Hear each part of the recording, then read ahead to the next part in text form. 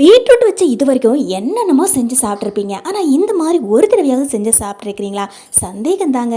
இப்போ நம்ம இதுக்காக பீட்ரூட் எடுத்துக்கலாம். அதை நல்லா கழுவிட்டு தோலை மட்டும் கட் பண்ணி எடுத்துகிட்டு இந்த மாதிரி சின்ன சின்னதாக கட் பண்ணி எடுத்துக்கலாம். ஒரு மிக்ஸி ஜார் எடுத்துகிட்டு நம்ம கட் பண்ணி வச்சுக்கக்கூடிய பீட்ரூட் எல்லாத்தையும் இதில் சேர்த்துட்டு கொஞ்சம் தண்ணி சேர்த்து அரைச்சி எடுத்துக்கலாம்.